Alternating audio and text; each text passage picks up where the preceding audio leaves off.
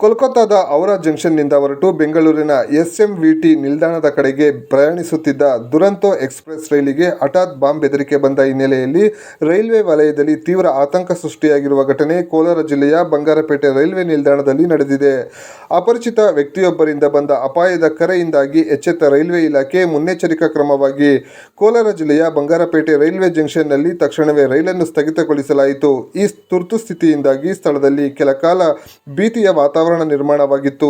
ಸ್ಥಳೀಯ ಪೊಲೀಸರು, ರೈಲ್ವೆ ಸುರಕ್ಷತಾ ಸಿಬ್ಬಂದಿ, ಬಾಂಬ್ ಪತ್ತೆ ಹಚ್ಚುವ ನಿಷ್ಕ್ರಿಯ ದಳ ಹಾಗೂ ಶ್ವಾನದಳದ ಸಿಬ್ಬಂದಿಯೊಂದಿಗೆ ಜಂಟಿಯಾಗಿ ಕಾರ್ಯಾಚರಣೆಗೆ ಧುಮುಕಿದರು. ಮೊದಲನೇ ಪ್ಲಾಟ್ಫಾರಂನಲ್ಲಿ ನಿಲ್ಲಿಸಲಾಗಿದ್ದ ರೈಲಿನಲ್ಲಿದ್ದ ಎಲ್ಲ ಪ್ರಯಾಣಿಕರನ್ನು ತಕ್ಷಣವೇ ಸುರಕ್ಷಿತವಾಗಿ ಕೆಳಗಿಳಿಸಲಾಯಿತು. ತದನಂತರ ಭದ್ರತಾ ಸಿಬ್ಬಂದಿ ರೈಲಿನ ಪ್ರತಿಯೊಂದು ಬೋಗಿ ಹಾಗೂ ಪ್ರಯಾಣಿಕರ ಲಗೇಜುಗಳನ್ನು ಸಂಪೂರ್ಣವಾಗಿ ಪರಿಶೀಲನೆ ನಡೆಸಿದ್ದಾರೆ.